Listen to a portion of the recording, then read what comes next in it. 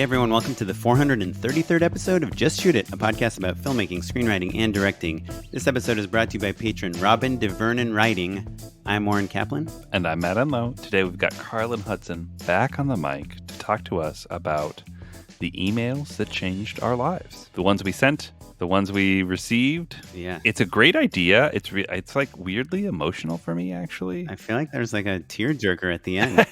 Stay tuned. Yeah, at least that's right. I thought it was a good good ending. Closer.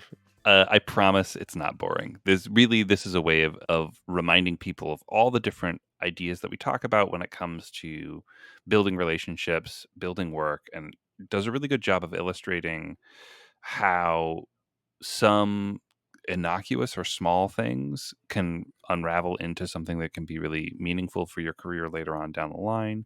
It illustrates how long these things take, like conversations that start literally. I think every single one of them is a multi-year conversation. Yeah. Like there's not one that was like, hey, are you available for this thing? Yep. Done. Right. I mean, if there's one sub-theme to this podcast, it's that this career is like a marathon, right? The long haul.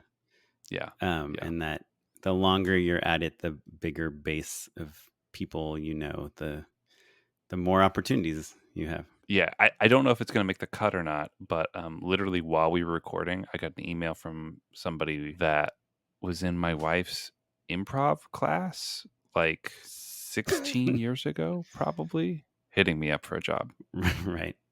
And you quickly deleted their email and hit block. Yeah. Report spam. No, I said yes and. Oh. Yes and. But you were teasing me. You were teasing me actually about how my stock answer for people who are new to town was to go to UCB because that's like a good place to build community early on. And literally somebody I know from UCB emailed me while you were roasting me for it. Yeah. With a 3 to 6 day campaign. A 3 to 6 day campaign. What does that mean? Between 3 and 6 days of shooting. They're hitting you up to direct something. Yeah, that's what I'm telling you. Oh, I thought they're hitting you up for a job that they want a job.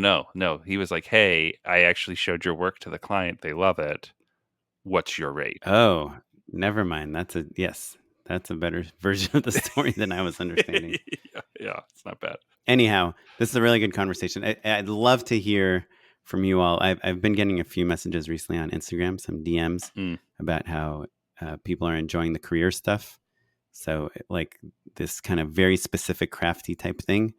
If you're into this, let us know. If you'd prefer just hearing success stories of Sundance filmmakers, we can do that too. But yeah, we can do a little bit of both. I think this is fun. Yeah, me too. You reminded me though, we have a little bit from the corrections department actually. Charles Hood, a previous guest, texted me after our opening shots episode, which he liked very, very much. We had a long conversation, but he reminded me that John McClane, the hero of Die Hard, obviously, he starts on the airplane. He's not thinking about his kids until a couple shots in. Basically, it's a little bit later down the line than what I was thinking. Like the airplane stuff is just like him being nervous about flying. So the opening image that I was referring to, that opening idea, doesn't happen literally in the first shot, unfortunately. I wonder if that trend has kind of changed, because you think like of Hitchcock movies and Orson Welles and like back in those days, Casablanca, like those opening shots, because they had so few shots, because they were, had such a kind of low film to edit ratio that they really made these opening shots so important. And then probably in like the 90s, when they just had all that money to make, $100 million movies, they were not as precious. But now when people's attention is so scarce, it's like back into like, ooh, we got to hook them in the first 5 seconds. Also hit skip. Yeah. I mean, the Matt Enlow school of it's true. Advertising. Or all filmmaking, right? Right. Economically, like whether whether the skip button is there or not, don't waste people's time. Totally. Speaking of which, let's get into the... Oh, wait, before we get into the episode, sorry. We got a Patreon, patreon.com/justshootitpod. It's a place you can go and, give us a couple bucks so we keep writing emails so then we can tell you about them. We really appreciate it. It helps us pay for our editors. Today we have a guest editor, Tyler Small, a producer. Thanks, Tyler. Very excited about that. And also, we are planning our next live show. So if you want to know about the next live show, speaking of Tyler, he's working with us on it. I gotta ask. about that. I forgot to yesterday. Yep. About our location. Yes, It's going to be awesome. Do you want to be the first to know, to be the first on that list? Patreon.com/justshootitpod is a place to get free tickets to our live shows along with additional content. Well, without further delay, Oren, let's talk to our pal, Carlin. Hey guys, we got Carlin Hudson. Am I saying it right? It's pretty close. And Matt Enlow. Matt's biggest pet peeve, I think, in his entire life is when I comment on people's names at the beginning of every podcast episode. So you just made sure to do it? Yeah. Oh yes, and you guys know what I did? I did this last night in honor of talking to the both of you this morning. Can you guys guess what I did? I don't know. Downloaded some nerdy thing to talk about. You went to Trader Joe's. You did deep work. You're so close. You did You're the bagel around thing. It. Yes. If you want to know what we're talking about, there's 430 episodes to listen to them, and you'll eventually find out what we're talking about. If you watch the movie American Pie, you might get a clue. Yikes!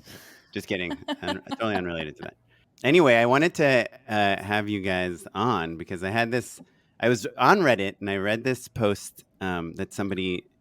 I don't know if you guys subscribe to Reddit, but I get an email every night from Reddit that's like, here's like 5 interesting topics. And somehow it knows what topics I'm interested in without me having ever interacted with like Reddit at all other than just reading it, you know? But somehow one of the topics that it thinks I'm interested in is podcasts, which again, I don't know. I know, but I don't know how Reddit knows that I have any interest in podcasts. But so there was this post I thought was pretty funny. That was something to the effect of, how do you guys get guests on your podcast? Which, Matt and I have trouble keeping people away from the podcast. So popular. It's really rough. But I read the article or the Reddit post, and this guy was like, I have this kind of very popular show about film, like kind of a retrospective looking at different TV shows from like the past 50 years, and I get a ton of it's on YouTube. I get a ton of downloads. Like I get like 300,000 views like on average, like much more than probably your average podcast would get. Yet I cannot get a single guest to come on. Like I don't know why. Like I've tried. I got one guy that was like had a co-star on like some episode of like Batman, or something. Yeah. Like, and nobody else will respond to me. No one will. And so everyone just started analyzing this guy, They're like, well, what are your social? The podcast isn't really a YouTube thing. Like, what are you writing in these emails? And the way he was answering it, he like never quite answered the questions people were asking him. And I kind of came to the conclusion that this guy's probably a bad emailer and a bad communicator. Mm-hmm. Good for podcasting. Yeah. So it made me think like, oh, I bet there's some people that listen to this podcast, including me, that could benefit from hearing what a successful email sounds like. I think a lot of people will be like, yeah, that's exactly what I'll say. But just kind of in the exercise of talking to you guys, of pulling up some old emails of mine, I see the email that I sent to get my first job in LA in 2008 was about 10 times longer than the email I sent to for my latest job, which is like one sentence. So I think just kind of seeing the subtle evolution of like how we communicate with like peers, and kind of how, as our confidence as filmmakers grows, we tend to say less in our emails. I thought maybe that's something that we would learn. I think also, like, especially when you first graduate college, we're of the generation where like formality and professionalism is really kind of drilled into you. Like I think of interns who like show up to interview in like a suit and tie. You know what I mean? Adorable. It truly is adorable, and it's okay then. But like at a certain point, you realize that Hollywood is far more casual, and that the ways that you signal your professionalism or affluence or whatever are different than what our parents taught us. And we're all still trying to, or at least I'm still trying to catch up on what those actually are, because they're less overt than just like wearing a good tie. But so that bleeds into emails as well, right? Just on that topic though, I do think like what I've come to learn over 20 years in Hollywood is like, it's like 100% about passion, and it doesn't matter what you look like. It doesn't matter how cool you are. It doesn't matter what you wear. I mean, all those things play into it, kind of giving a first impression. But like, if I meet someone for coffee and they're just like super pumped on something I did or something they're doing or something we can do together. It's just so much more valuable than them buying me a coffee and wearing a suit or being dressed cool, like. And sometimes when someone shows up and they buy me the coffee and they're cool and they've got a cool car and they're doing this thing and they know this person, that person, but they have no idea why we're meeting. I just find it annoying, Mm-hmm. Like, hey, let me pick your brain. Let's meet for a coffee. I mean, I get a DP email every single day. I Like, hey, know. I'm in town. Are you available next week? Let's meet. Let's grab a drink. And the few times I've done it, it's like, okay, now we have the drink. What do you want to talk to me about? Yeah. I got like things to do. I got an email yesterday from a woman who's like a wardrobe stylist, and her site looked pretty cool, but it was like, "Hey, love your work. Would love to collaborate together." And I wanted to write back saying, "What do you love about my work? What spots or films did you watch that thought we might be a good fit?" I'm like, it's just so lazy, And and you But you can don't want to be a dick, right. too. But I'm like, obviously, I'm not going to respond to her because she took no time at all in preparing to send me an email. And I'm like, well, you gave me 2 seconds of thought. I'm giving you 0. Sorry. Yeah. Let's unpack that a little bit because I know this is kind of. I know we've got an agenda, but I think there's something to this. The vibe that you were getting. Mm-hmm. And we all get these emails from cinematographers, and also I don't know if you guys get them from composers. Oh, all the time. And they're always from like a different country, right? Yes. Not that there's any I think just like another school, like a school, like they were like, hey, I've just graduated from this school that it could be good, but I've never heard of, whatever. Yeah. Or like a company that just has like a mill for. Yeah, exactly. Yeah, exactly. For me, they always reference this feature I was attached to like 10 years ago that's still in development on IMDb. Oh, wow. And so, Carlin, you said like an example, the boilerplate version of this email is like, hey, I'm a huge fan. I'd love to collaborate. Right. Mm-hmm. And you're like, well, what do you mean by that? Mm-hmm. If they had said, hey, I loved this spot and the style and this and blah, blah, blah, blah, blah, like really specific, I would respond maybe, but I probably wouldn't be game for a coffee at this point in my life anyway. Even if like, that's not how we hire people. You know, that's true. We don't have coffee with them and then hire them. Like if they're like, hey, I love this and this work. By the way, I can work as a local in LA and Atlanta. Here's some of my spots. I did this Progressive insurance commercial. And you're like, oh, I love that. Maybe I'll put them on my list for next time I need someone in Atlanta. Right. But if they were specific and complimentary, I would at least respond. And then it's a conversation. And then they would have the license to follow up with me in 6 months or a year and say like, hey, look at this news. Here's some new stuff I did just, in case you ever need someone, whatever. Yeah. But a coffee, to Matt's point, is not that valuable for us. No. We can just email and look at links. That's much more valuable. Maybe I'd have a 15-minute phone call if they had a specific question for me, but I won't have a 15-minute phone call if it's just pick your brain. We're too busy. Oh, I'll have a 2-hour phone call if you have a specific question. Yeah. But yes, pick your brain. I don't want to spend Warren will for everyone listening, not Carlin and Matt. Right. 20 minutes. We are not volunteering. I've probably turned off like 7 listeners of the podcast from like having like too long conversations. They're like, okay, I think I got everything I need, sir. But so to that end, what would it take? What is the ideal email that you receive? I'll go first. Okay. Yes, we'll take it. Hey, so good to see you at that party. We have a bunch of friends in common. I'd love to, I'll see you around. Here's that spot that we talked about, right? Like, it has to be a super hot connection. Really, really warm. Multiple friends in common and a very clear way in which we can help each other. That's the silver bullet, right? And that sucks to hear. And that sucks to say because, but truthfully, we're all on both sides of this conversation. We are emailing people. We are trying to get more work. We're trying to pitch ourselves. Even if we're getting more incoming calls, we're still, on our toes to book things, right? Mm-hmm. So just a grain of salt with all of this, everyone. But the reality is it's really, really, really hard to have a purely cold outreach connection that is fruitful, basically. Without a mutual, pretty rough. Yeah. I got one from this DP I met at a party, Matt Wise. Matthew Wise, awesome DP. He was like, great meeting you. Here's my work in case you ever want to work together. And this guy like shoots like Billie Eilish music. He's like a legit. Had you seen his work before? No. Maybe I was familiar with a couple of music videos he shot, but he just sent a message to me out of nowhere. I'm trying to find it. Oh yeah, threw your name into the hat for a comedy ABC promo. Hope that's okay. Like, yeah, yes, I will respond to that. Yeah, that's a good email. Yeah.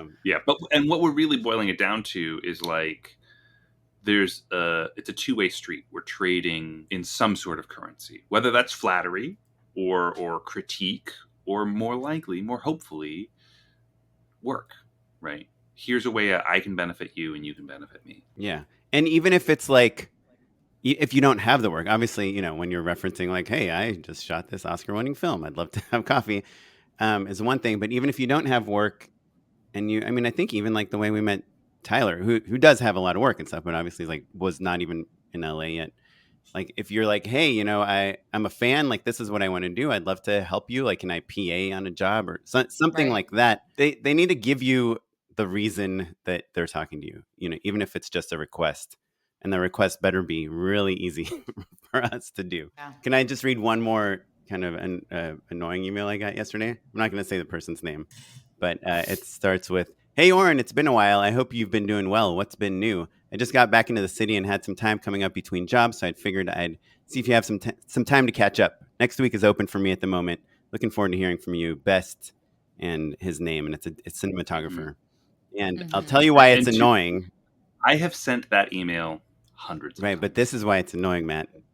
Never talked to this person before. No idea who he is. Oh, that is a different what? I looked up his website. Incredible work. That's the crazy thing. Like, really good work. I can't even tell, actually, if he's from LA or Toronto. But just like that, like, it's been a while. Hope you're doing well. What's new? I wrote him back. I was like, hey, I'm embarrassed to say this. Like, your work is really great. Thanks for reaching out. I'm embarrassed to say this, but do I know you? Like, who dis? Yeah. So, new phone, new email, who dis? But it did get me to respond, I guess. So maybe that's like a little bit of a success. Yeah. Did he get back to you? Yeah. No, I literally just sent it before this. Before he started recording. That's fascinating. I would have probably ignored that. Yeah. I mean, his work is like that. The crazy thing is, it's not like some like film student. He's like has really nice work.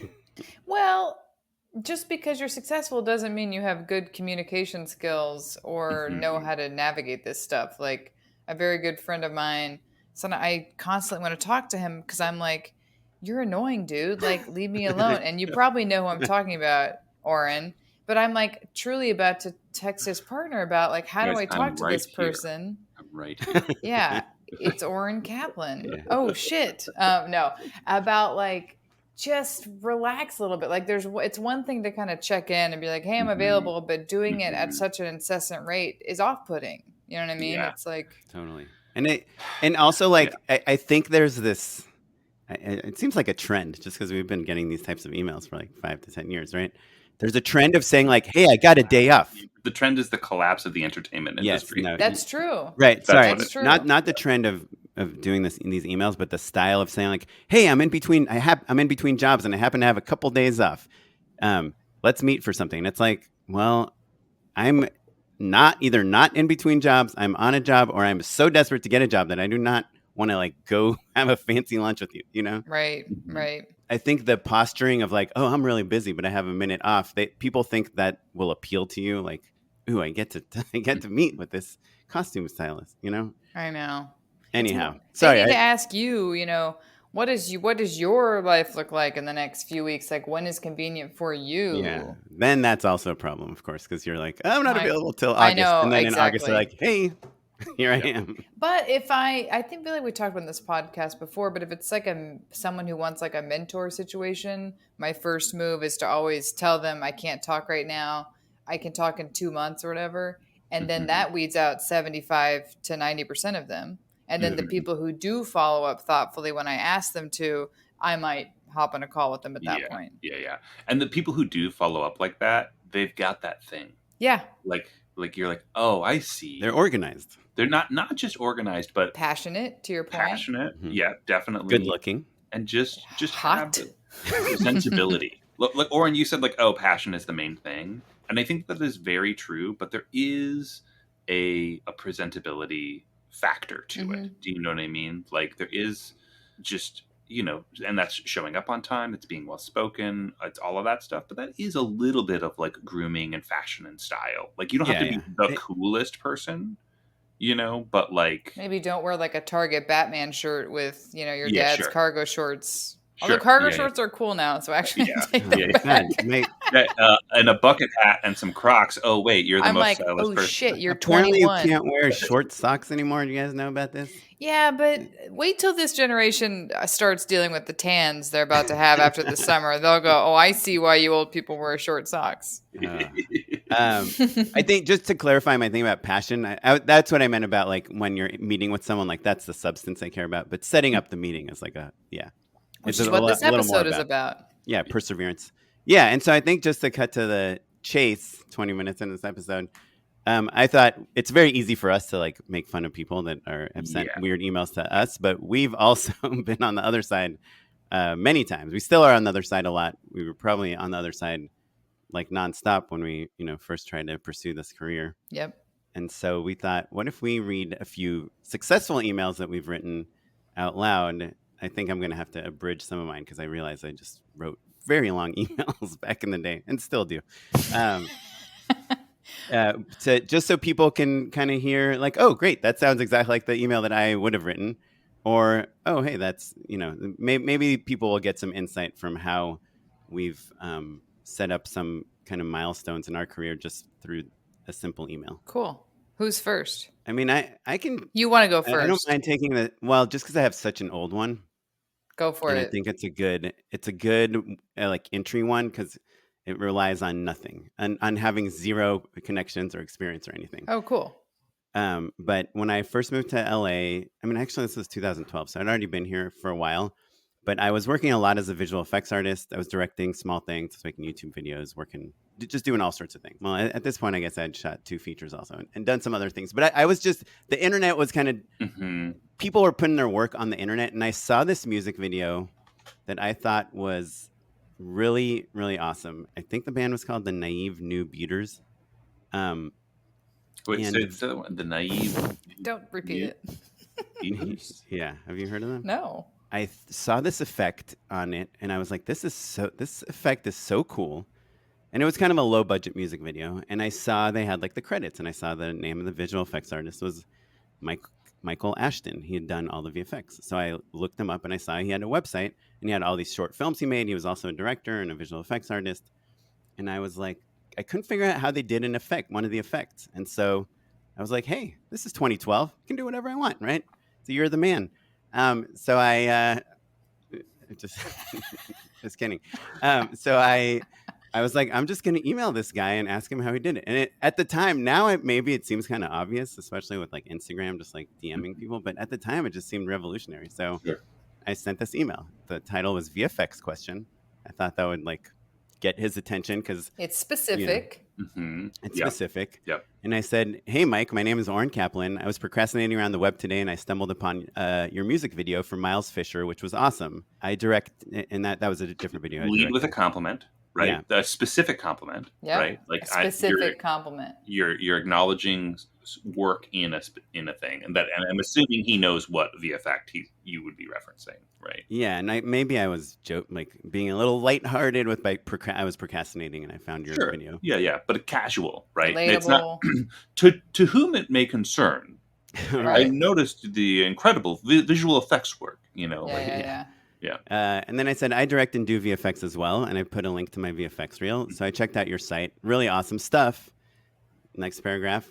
I'm dying to know how you did the Naive New Beaters video. I'm working on some effects for a horror film where people are carrying around the actors and I remove them in post, which seems similar, but I can't see any wrinkling in the clothing or anything in the singers that implies that you did the same. My best guesses are, and I kind of wrote 3 different guesses of how I think he did it.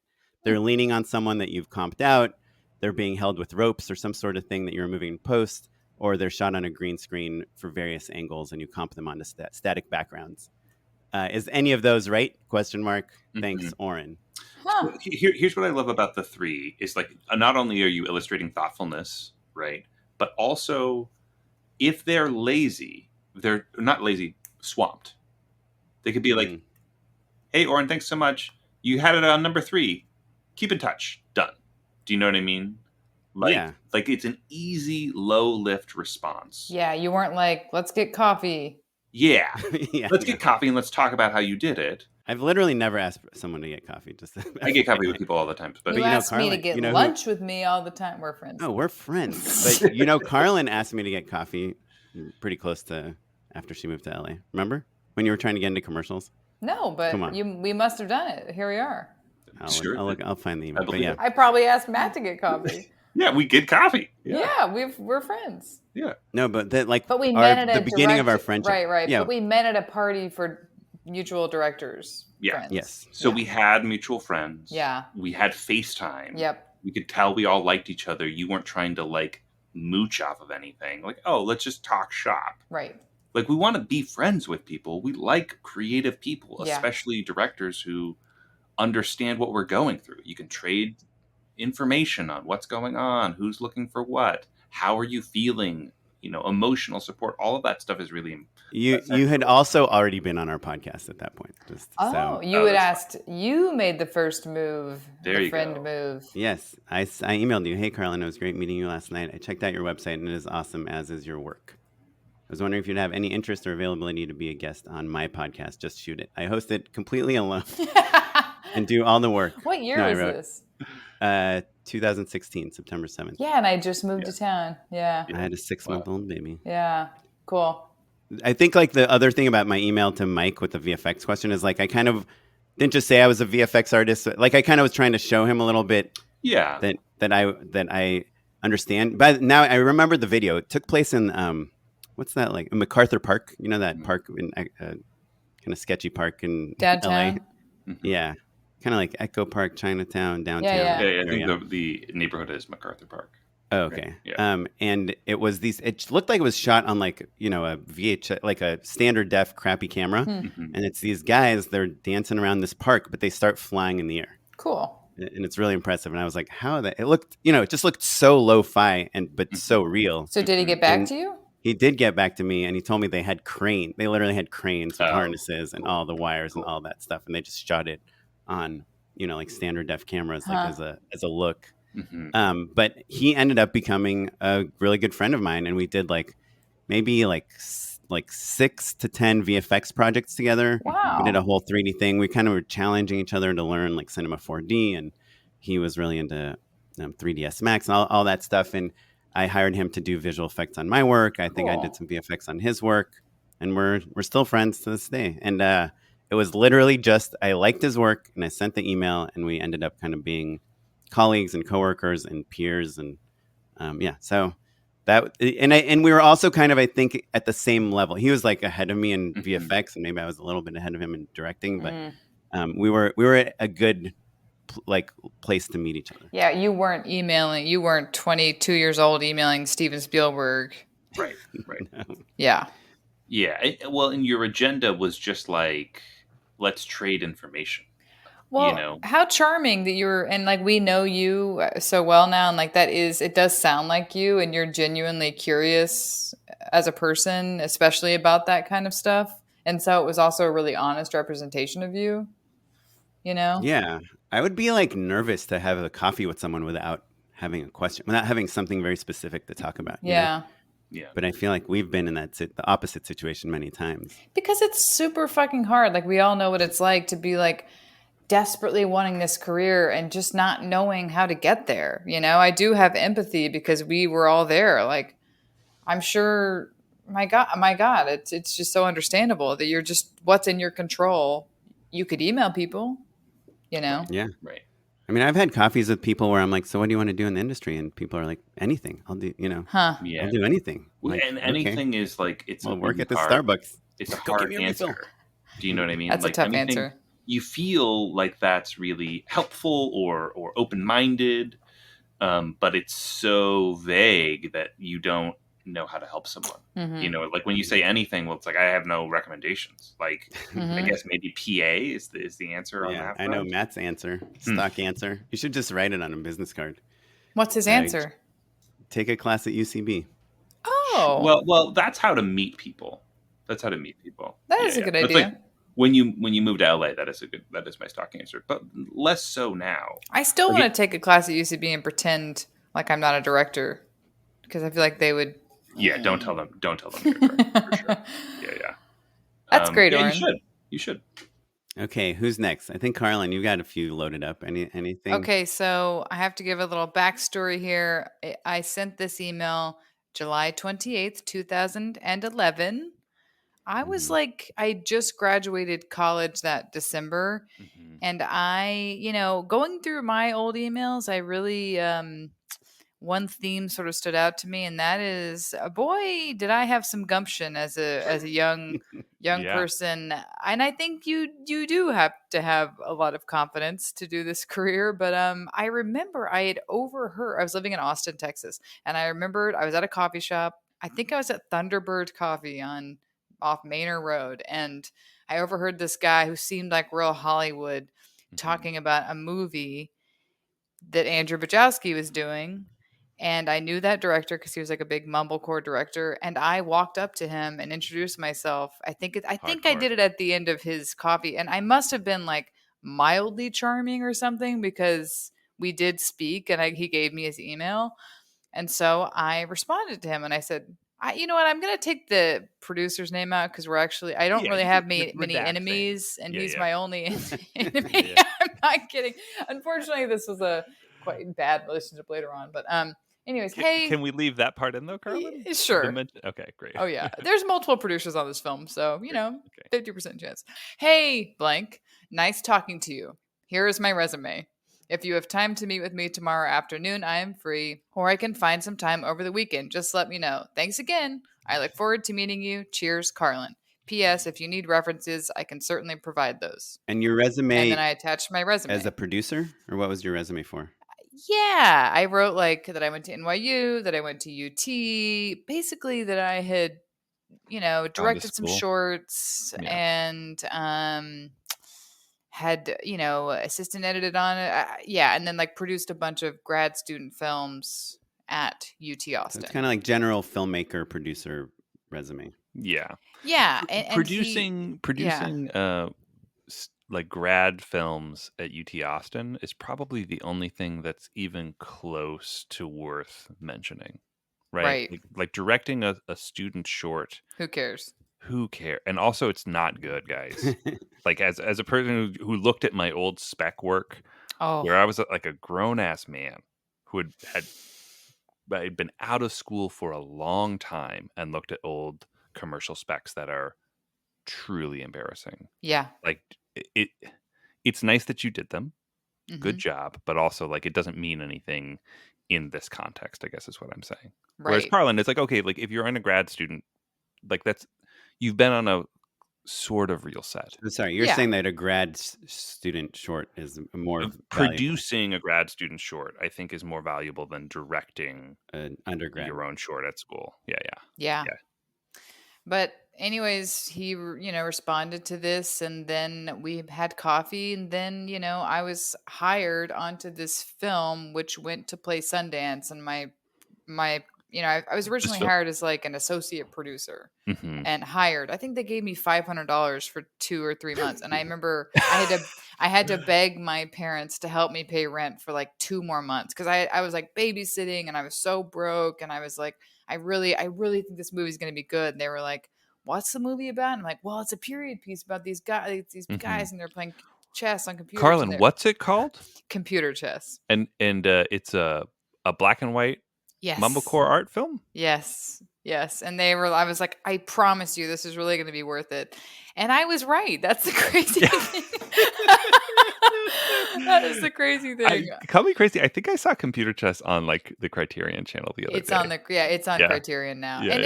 But that movie, I met so many people that I still collaborate with, and just going to Sundance with my name attached as a co-producer in my early 20s, and Andrew Bajowski's still a dear friend of mine. It was it launched a sort of like part of my career that I if I hadn't gone up to this guy and then emailed him, who knows where 100%. I'd be. I didn't know that part of the story, but I do remember first meeting you, Mm-hmm. you mentioning computer chess, Yeah. and I was impressed. Like, it's Right. cool. Yeah. Mhm. It's a cool movie. It's a really specific piece of work that only Andrew could have made and was a labor of love. It's like I worked on a couple indies in my early 20s that were super formative in my career now.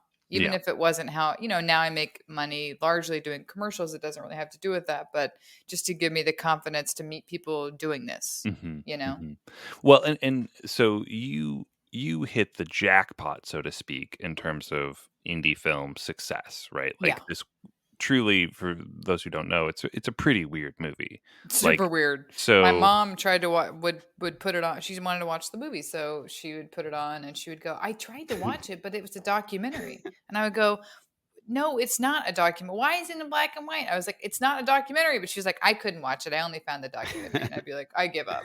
yeah, exactly. So, like, a challenging film, quote unquote. Oh, I mean, but they also hit the jackpot because they got someone to work for 2 months for $500, right? Sure. Exactly. But what I'm saying is that listeners at home, just because the indie that you're working on for $500 for 2 months of your time, just because it doesn't go to Sundance doesn't mean that it's not pretty formative and pretty valuable. The other films That's that you were true. talking about, Carlin, right? Like, maybe they went to Sundance, maybe they didn't, I but worked on like, a terrible one, and I still had. It yeah, was the first movie I ever worked on. It was called Austin High. It was a really low budget stoner comedy starring Dog the Bounty Hunter. It was like yeah, truly kind of a disaster, but yeah, it was a very formative experience. I'm still friends with all those people.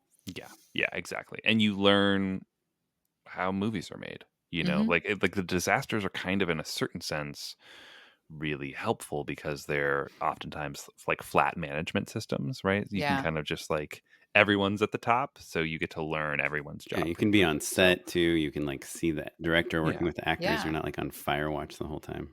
yeah, exactly. It's not what's funny is it's not a very impressive email. In fact, I have so many periods and only one exclamation point. It's so like Wait, Only it's- one exclamation point. What restraint, Carla? do you think you should have more exclamation points? I feel like now my emails have more personality in them, and I could even see in this exercise we've done that more and more my personality like tends to shine through as the older I get. But my emails are still pretty short and to the point. Yeah. Well, I've got one. It's titled Matt Enlow and Squaresville, and it's from July 27th, 2011 at 4:29 p.m. So to set the table, I'd been Wow, mine was July 28th. Look at that. We did this within a day of each other. That is wild. That is wild. Wow. So Mercury was right. Yeah, so I've been at Comedy Central. This is like on my personal email, but it was kind of like trying to do double duty, and had been shooting my Nights and Weekends project, basically, which was a web series called Squaresville. I'd done a handful of web series at this point, and I think had kickstarted the first season.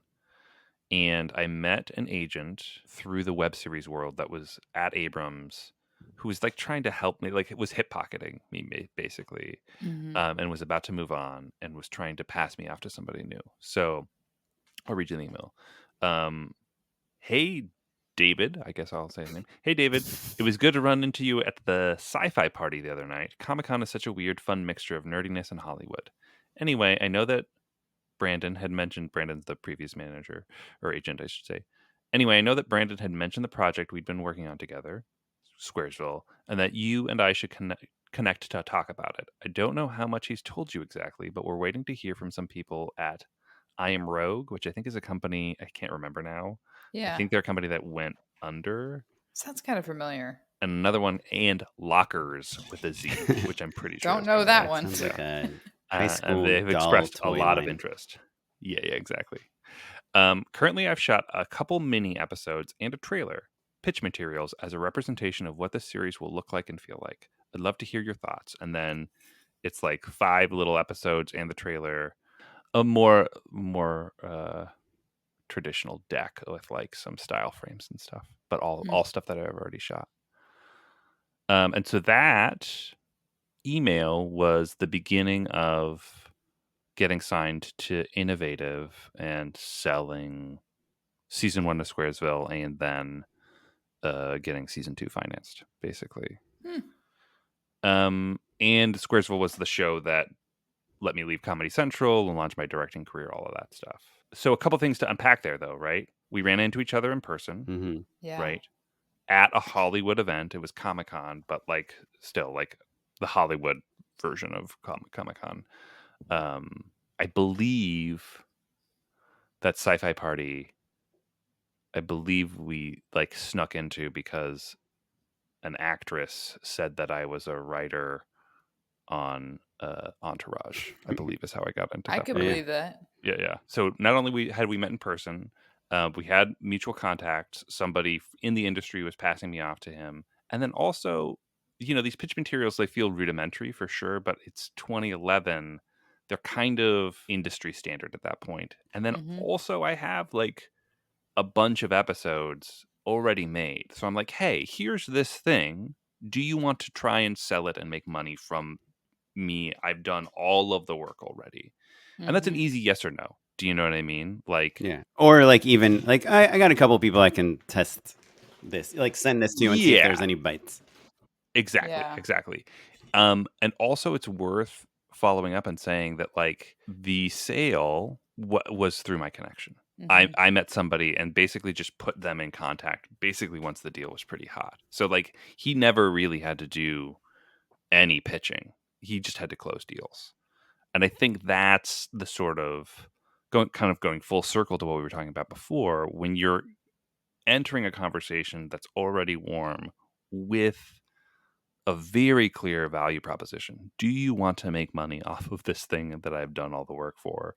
That's an easy yes, and still very easily could have gone the other way. It's an easy yes, but there was that email did require like some work in terms of like reading through things, watching things. Sure. Yeah, 100%. But that is his job. And so he responded, he'll like get back to me next week. So then, so he did get back to me July 31st with interest. That's great. Hi, Matt. This looks cool. Interested to hear more about how you see the tone in POV. Also, do you know where it's been submitted and the status of Lockers, Rogue, etc.? Thanks for sending. Right. So Lockers and I Am Rogue, I think those were both companies that were like I had friends at or connections to. So again, if either of them was interested, David would help seal the deal, basically, which is what ended up happening with a different company. And I think that's kind of like common knowledge, right? In Hollywood is that if you don't have a rep and you want a rep and you have a project and you have a potential buyer, like you can use that thing where you actually don't really need the rep, but you can use that to get a rep. You give them an easy like layup and maybe you pay them a little bit, but now you're repped. And also, you're saying, hey, would you like a free 10%? Yeah. And also your buyer, you just seem like a little bit more legitimate in the eyes of your buyer, unless they're like, and hopefully you're the one that's kind of paying for the rep, not them. So there's like no one loses. And in an ideal situation wherein you have like you want to have a relationship with that rep in advance. Like you don't like cold emailing or even getting an introduction, even with a deal in hand, isn't as good as like, hey, I'm finally following up with, I've got this deal. Do you want to come in? If you already have a pre-existing relationship, and then you can use that deal to seal the relationship. That's the best case scenario outside of them just wanting to rep you. So I've got another one just to kind of bring it full circle. I've got the subject is director for NBA social spots. And this is actually an email to me from a producer through a mutual friend and her producing partner from December 30th, 2021. And they're emailing me, they've got a company. They're looking for somebody who can shoot vertical short form content. It sparks the conversation. So we trade emails. Looks like 15 emails between December 30th, 2021 and July 10th, 2024. That is when I finally get a job from them, basically. Wow. 2.5 years or something? Yeah. And like, light lifts, just like, hey, just checking in, circling back. We did not have a conversation. Their producing partner, I was good friends with. So like, I stayed top of mind in that way. But just as an example of how long it takes for anything to come through, right? How long the seed was planted. I think like the more generic takeaway from that too is that even if you try to get a project going and it doesn't go, it doesn't, like, that relationship is still like a relationship. And so like a year later, you can be like, hey, we had a good time, that we almost got that thing going. Like, here's another thing, or do you have anything else going on? And I've had, we hear this all the time from like your example, but like my Great Guns, the production company I was with, I was like talking to the EP there for like 2 years before, I signed with them. Just kind of, and we even did a couple pitches that didn't happen. We didn't get the job, but you kind of start getting a feel for each other. And I think that stuff is important to follow up on, especially in a very like minimal, like low impact way. Like, hey, just checking in. I just did this thing. Hope you're doing well. Well, cool. My next email I was going to do, this is an email that we've all sent before, but I was just going to read it out loud because in case people listening don't. But I was talking to Pastor at Riverside Entertainment. Someone just introduced me to him. He was like, yeah, we might be doing some promos for Disney. I know you kind of did some kid stuff. Let me know if that's something you'd be interested in. And so this is the email I responded to him. It was like very casual. This is January 2020. And I just wrote, hey, Pastor, great chatting with you. Just watched the Riverside Entertainment reel and some Just Roll With It clips, and I enjoyed them both. Here are some pieces of work that might be relevant to this project. And then I listed probably way too many things, like 10 things. But for each thing, I wrote like why I'm including it. Like, here's a Disney Channel Descendants promo. It's like because that's the closest thing to what we were doing. And then I wrote like 22 million views or whatever. And then here's a Stars American Gods promo. It's like a promo that takes place in that world, And here's this campaign I shot at Disney World, and it's a Disney World campaign, and it's for the same company. And I listed like 10 things that had kids, and I had just links to my Vimeo channel. And then I had shot this thing with Selena Gomez in 2011, and I was like, I'm going to include this. It's not good, but you said that? I said it's probably not worth showing, but it is Selena Gomez. And she is playing. It was like conceptually very close to what we were shooting. It was about like these kids playing video games. Do you know if they ended up submitting that clip? Submitting it? Yeah. I don't know. I wrote, it's because it's so old, it's not really snappy enough for 2019.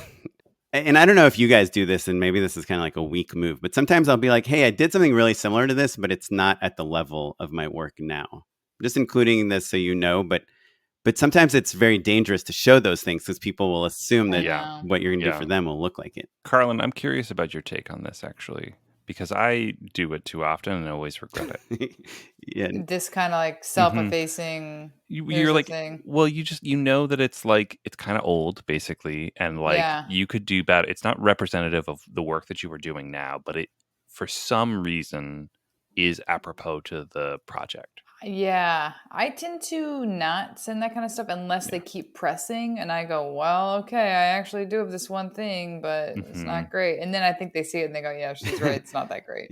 Or they'll be like, let me be the judge of that. And then they're like, and they never say anything again. Right. Yeah, I've been getting asked for hidden camera stuff and music video stuff. I'm like, okay, it's shot in standard def, Wow. Like I can send it, but it's a pain in the ass for me to find it, and you're not gonna like You're gonna ask for hidden camera stuff. I did that one hidden camera thing and thought, wow, this is really gonna open up a whole field of work for me. Not one other hidden camera drop has come my way. Bullet dodged, Carlin.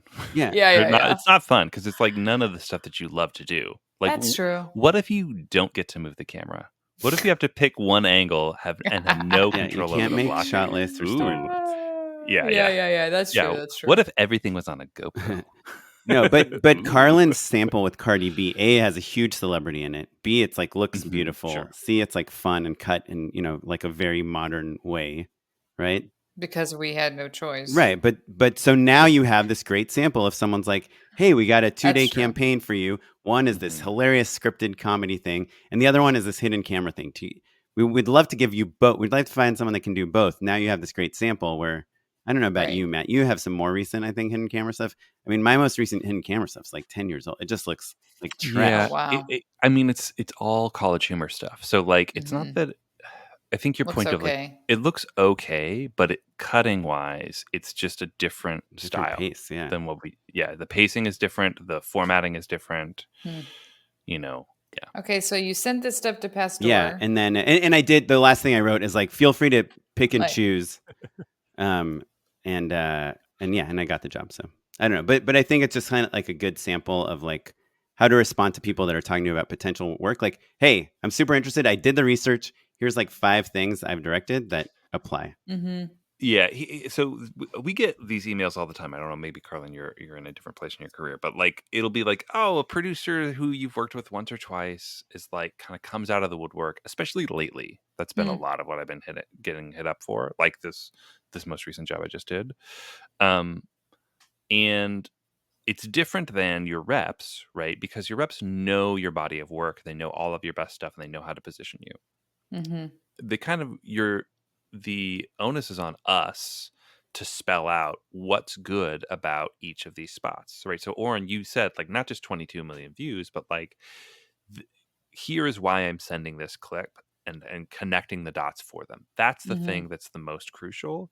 And if you can't do that, or if you're caveating in some way, then it's probably not your gig. I've been hit. I literally just was getting texts from a producer who I've worked with before who's looking for stuff that's like Man on the Street. And like I have like college humor stuff, and I don't love it, and also I love to work. This guy I know well enough that he's not going to be like, well, I'm sick of pitching half-baked pitches for Enlo. Like it'll be fine, but like you do kind of risk that of just like burning people out. Like, oh well, he's just not going to book with us. I think the move there is saying like, hey, I really specialize in scripted comedy. I would love to do this. Please send them my website, and tell them that I'm excited and I have many years of experience doing it, but it's not on my website. That's interesting.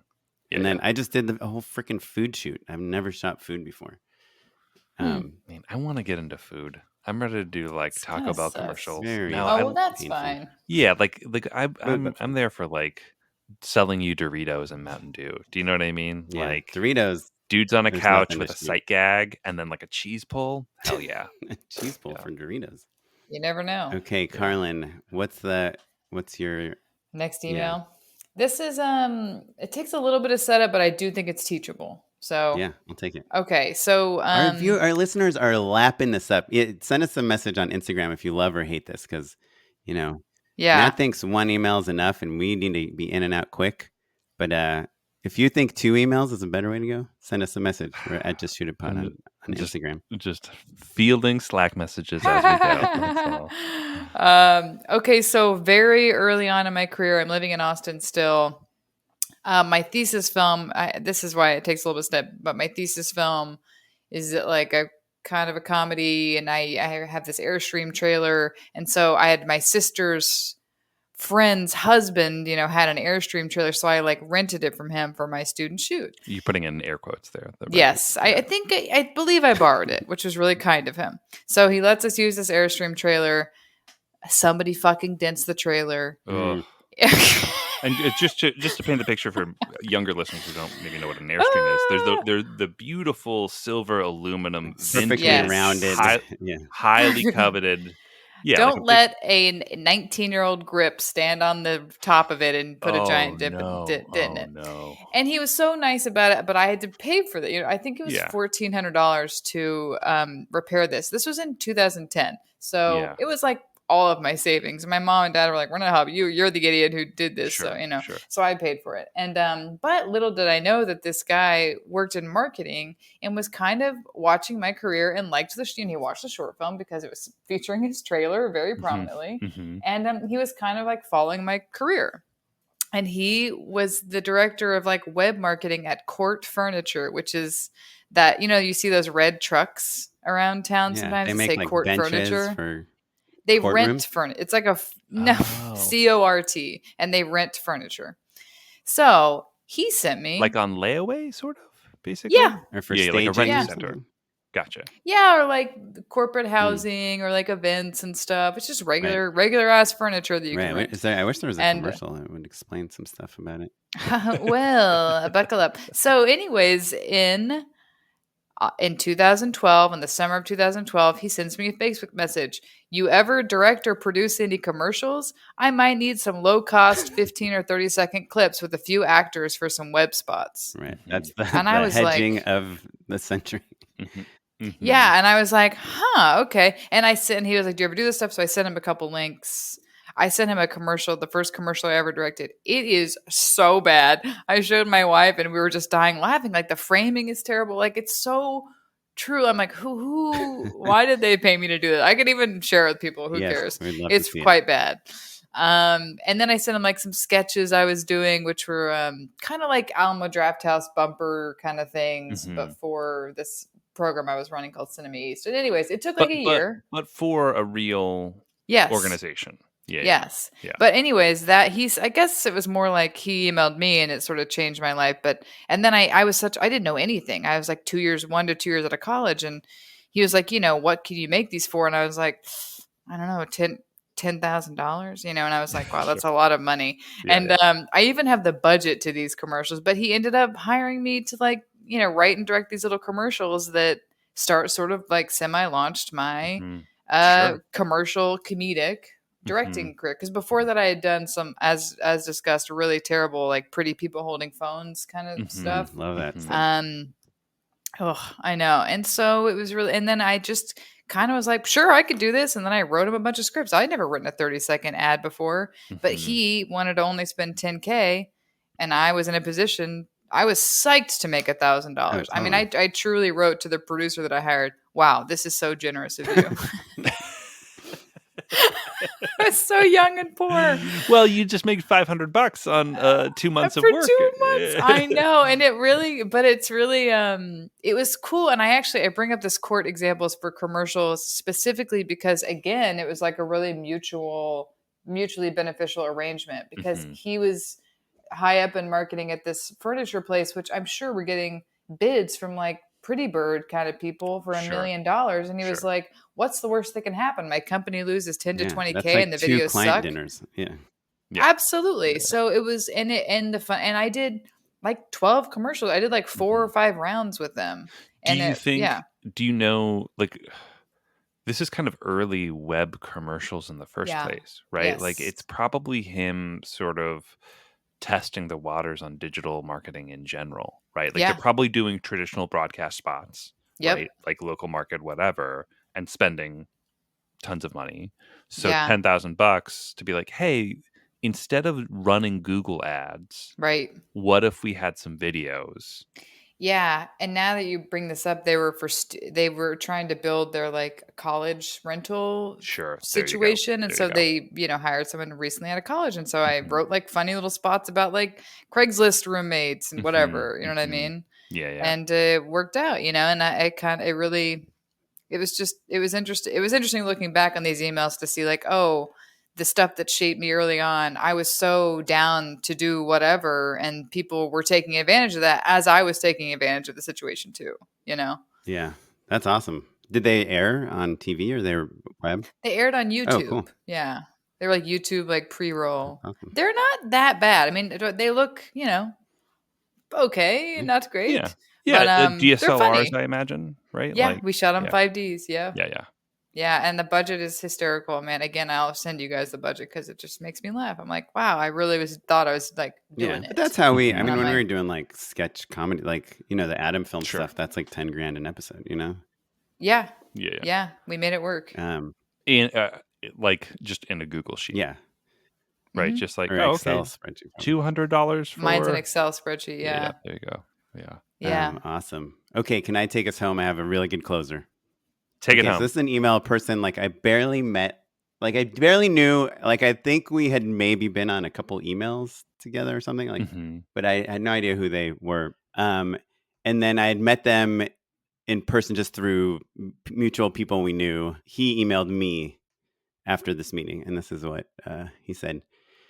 Hey man, I was thinking about our conversation the other night and was wondering if you'd be interested in discussing co-hosting something. I figure it's at least worth a coffee to go over some ideas, seeing as how we're both looking into doing a podcast. Having a partner in this sort of thing would really help. And I think pooling resources can be a lot of fun / mutually beneficial to us both. Hold on. I now am real. What a this is well-written adorable. email. Like a really good email. Hold on. There's like 14 more paragraphs. If you've got too much on your plate right now, no sweat, but thought I'd reach out. I've attached an outline I put together recently that fleshes out what my goals are with the show. Take a look and let me know what you think. The other night was super fun. We should do it again sometime. Cute. And we didn't ever again. And so he sent this document for a show. His idea, it was called The Story Hack. And it was about storytelling, a podcast about storytelling. And so this was my response. Hey, person who shall not be named. I'm totally down to discuss co-hosting something. Like I mentioned the other night, I had someone in mind to co-host with, but he kind of disappeared from civilization. And once he had a baby. This is before I had a baby, by the way. Who are you talking about? Eric Kisak. I said your outline is great. It seems like your vision for Story Hack is focused around inspiration and the creative process, which is really cool. But I've been more focused on craft, like as a director, and all the elements that go into it. But I don't see why we couldn't like do a fusion of both. Maybe you could be more the how did you come up with that idea guy, and I would be more the how did you get 100 extras for free guy. Boy, that's prescient. Yeah. It really has continued to be this. Yeah. Wow. You nailed the dynamic pretty early on. That's hilarious. And then I listed a bunch of well, listen to this. Said I think there's like a filmmaking version of script notes that can be really fun. I don't have an outline, but I always thought I'd have like a list of topics for each podcast and just chat about them with a guest, and then we can do like a one cool thing type of bit at the end where we talk about our favorite resources and inspirations. And then here's some very director specific topics, and I just listed like first draft, no notes, do it for 10 years. What year was this? This was April. Matt emailed me April 26th, 2015, and I responded April 27th, 2015 at 1:36 a.m. So like 3 hours later, actually. Damn, dude. Yeah. So yeah. Wow. Very sweet. I mean, I know. Then we bought stuff, which I think is really what. Yeah, the next one was about like the gear. Okay. The next email. Yeah. I was like, oh, okay, he's buying microphones. And that is a very Oren thing to do. Just straight into the gear. I will say Matt was pretty gear forward in that exchange, but my list of topics is pretty good. It's like casting, paying for stuff, how to make stuff cheap, crazy things. We've like basically all the crazy stuff we've done to make things for cheap. I mean, we were in a very different place in our career at the time, like directing actors, blocking versus emotion, and lives, editing, right? Zero kids. Yeah. Web series. I wanted to do a whole thing on web series, like College Humor, Funny or Die. Yeah. Cool. Anyhow, so we'd love to hear if you have any tips on emailing. You got to hit us up. We're justshootitpod@gmail.com. Or you can send us a message on all social media at justshootitpod.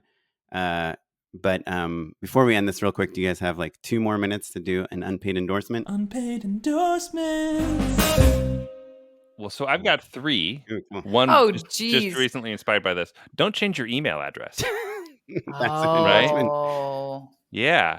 Like, can I say something at the end of that? And change your name? Yeah, please. Did you or Alex change your name? Absolutely not. She could take my name if she wants. What's funny you haven't even had a conversation about it. Our names would be cute together. We already Hudsonberry.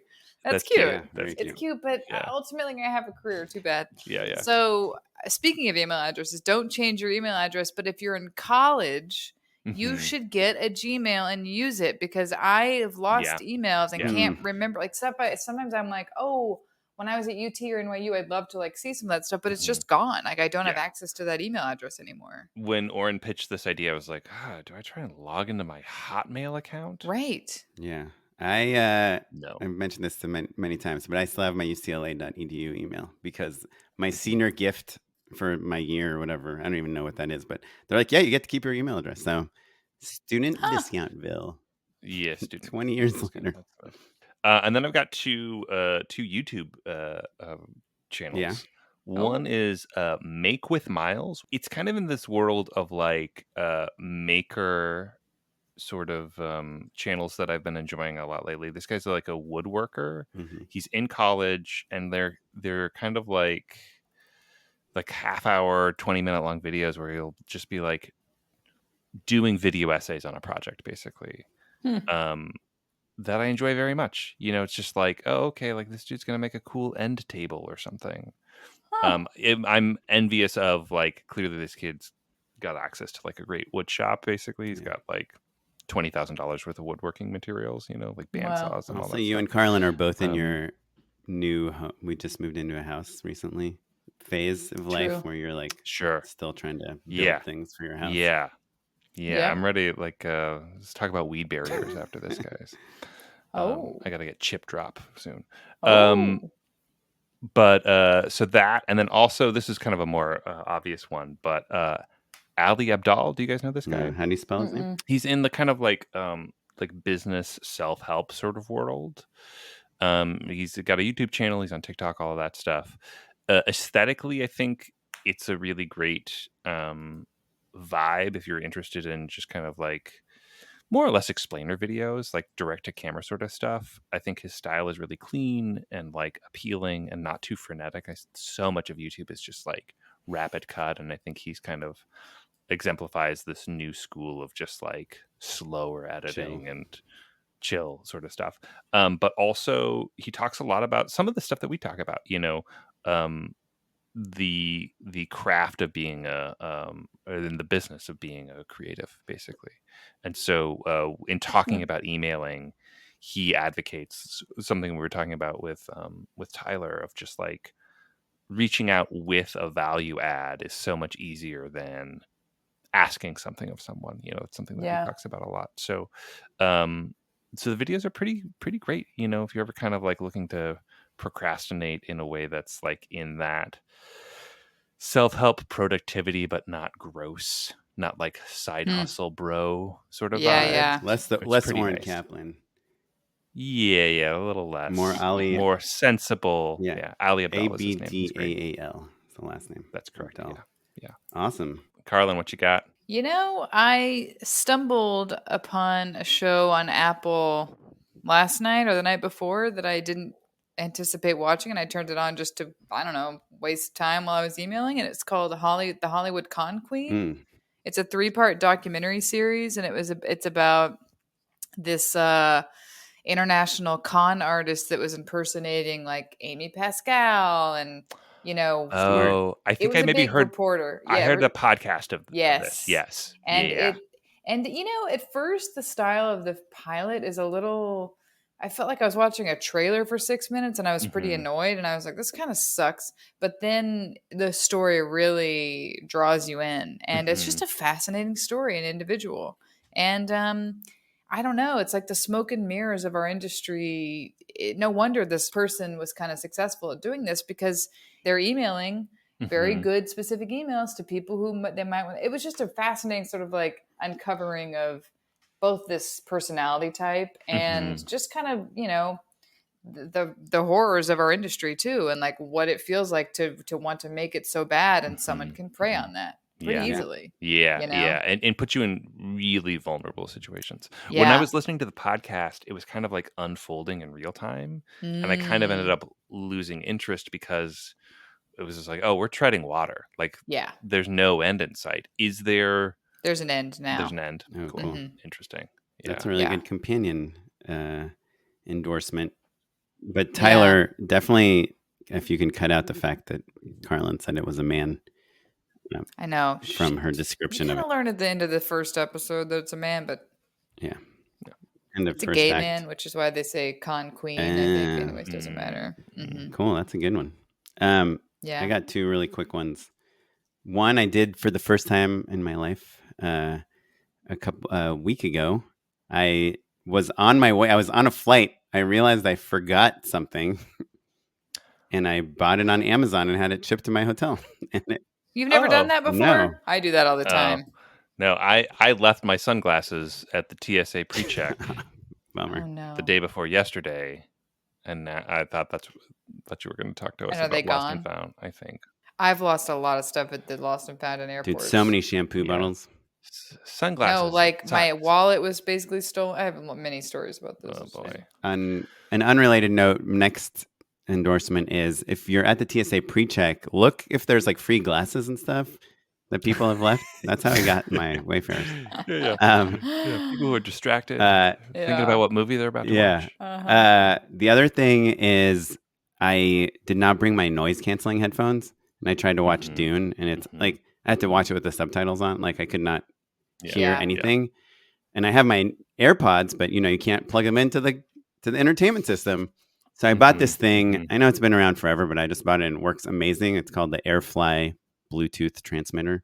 You just plug it into the jack, the headphone jack, and I bought one that can transmit to 2 headphones. So like, let's say Kara and I or my 2 kids want to watch something on the iPad together, they can both be wearing Bluetooth headphones. And I've never heard of this. This is a great idea. Yeah, because I was always carrying my giant Sony noise canceling headphones, and they're so heavy and they take up so much room. Right. But my AirPods. That's why I don't do that. That's why I bring these little dinky things, because it's too annoying. Yeah, but are those noise canceling?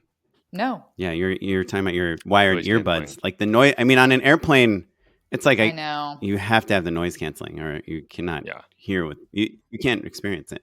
I got like the $40 one because it does 2 headphones, but I think the cheap one is like $30 for one. And does it plug into a headphone jack and like an iPhone, like an iPad dongle? No, it's just into the headphone jack, and then it transmits the Bluetooth signal to your AirPods. So it's like it's tiny. It's like smaller than your AirPods. You can fit in your pocket. So yeah, cool. AirFly. Very actually, cool. Yuki Noguchi is the first one I ever saw using it, but I think he got his like so long ago that they were kind of expensive and rare. Now it's like one of these things. It's made in China, and like there's 8,000 brands. You can get a million of them. Right. Well, I'm going to tag one final endorsement. Download movies to your phone. Max does it. Criterion does it. I think you can do it on Netflix too. And then you're not stuck with like Kung Fu Panda 4. Or like the movie pausing every time the pilot wants to talk about some mountain. Yes. Yeah. Or, okay, now that we're saying air travel stuff, I think I told you about this, Oren, but I recently used an app called Time Shifter when I was in South Africa, and I thought it was awesome. You endorsed it, actually. Oh, well, then never mind. Just take this out if I already endorsed it. But I thought it was really helped me. I really didn't have jet lag. It was tough to follow. It was a real job. But if you're committed to being a full person when you land and when you get home, it is worth following the program. That is awesome. That's awesome. Well, great. Well, Carlin, thanks so much as normal, this is so as fun. Usual. How can people keep track of all of How can people email you? Just kidding. Yeah, hit you up for just coffee. Simply, I love your work. Yeah. At Carlin Hudson. Yeah, I would just look at maybe Instagram. You could just Instagram might be the best way at Carlin Hudson, CarlynHudson. Cool. Awesome. Well, you can follow the show at Just Shoot a Pod across all social media. And me at Mr. Matt Unlow. And you can always email us at justshootapod@gmail.com. Yeah, and I'm at OKaplan on Instagram. And this episode was edited by Tyler Small and produced also. And also, I'm sure Noah Bayshore will help us in some way. It's a weird one, scheduling-wise. And the music you're listening to is from the Free Music Archive and the artist Jazar. Thank you for listening. We'll catch you next time. Bye. Thanks all. Goodbye. Thank you.